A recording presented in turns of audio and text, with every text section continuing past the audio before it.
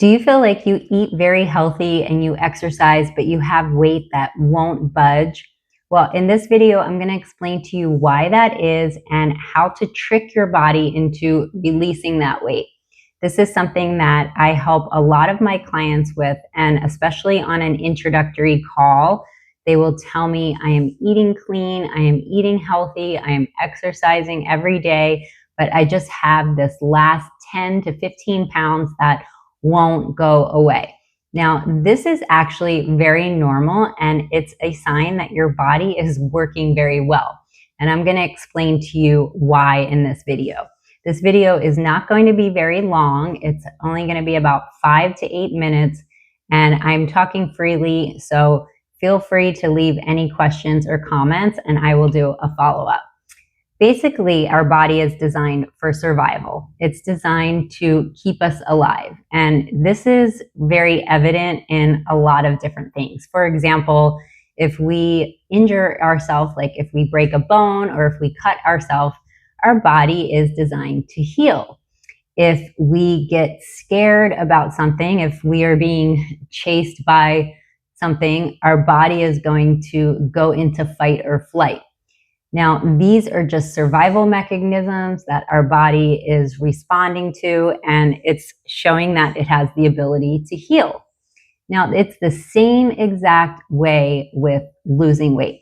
Our body has no desire to be skinny or to look hot or to be at the most perfect weight. However, our body is designed to be healthy and survive. So if we are not nourishing it properly, or if it feels as though it's not going to get enough calories, it will hold on to weight. So there's a couple different reasons why you could be eating healthy and exercising and holding on to weight. The first one is very common, and it's that you are under eating or you're not having enough carbs or fat. Now, this sounds counterintuitive that you would need to eat more to lose weight, but here's the thing. In midlife, our body holds a fat reserve, and it is going to hold on to this reserve so we do not die, so we survive.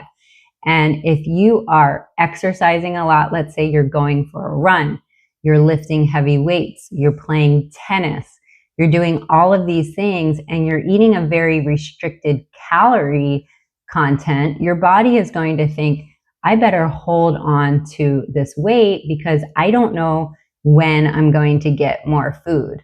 Now, this is why a lot of times you will see people in the fitness industry or people who are wrestlers do things called carb cycling, where they increase their carbs and they lower their carbs. They might lower their fat very low and bump up their carbs very high. Or you see people go the other direction where they cut their carbs completely and they raise their fat and protein. This tricks your body into thinking it's going to be nourished properly, or it is nourished properly, and so it can begin to release the weight.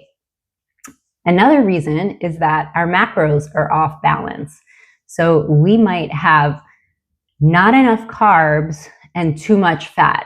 And so if we have too much fat and not enough carbs, what will happen is if you're eating a small amount of carbs that your body is going to use for energy, it will just hold on to that fat until it gets the next amount of carbs, which will cause it to use that for energy and then wait again for the next time. This will cause you to be extremely fatigued during the day because it's not using anything for energy except that small amount of carbs that you're giving it. To use a low carb diet efficiently, you really have to be fat adapted, which takes a little bit of work, a little bit of time, and a little bit of adjustment for your body. And it's something that you have to decide if it's best for you. But if you are exercising all the time and you're eating really clean, but you're not losing weight, it's most likely because your body doesn't feel nourished and it doesn't have the proper macros for energy.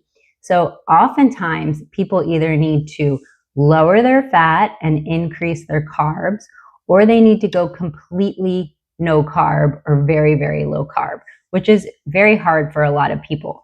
I prefer the more balanced route. I like to have moderate amount of carbs, protein, and fat, but make sure I'm not going over. Another really important thing is, like I said earlier, is that you trick your body. So, for example, you might have high carbs one day or even a week straight, and then your body gets used to being nourished, used to being fed, and then you go through one day of fasting. That will allow your body to release weight. So understanding that our body is responsive, it's designed for survival, is such an important way to understand how weight loss happens in midlife. If you want support with this, I invite you to hop on a call with me and we can look at your height, your weight, your goal weight, your activity level, what you like, what you don't like, and create a customized strategy that works just for you.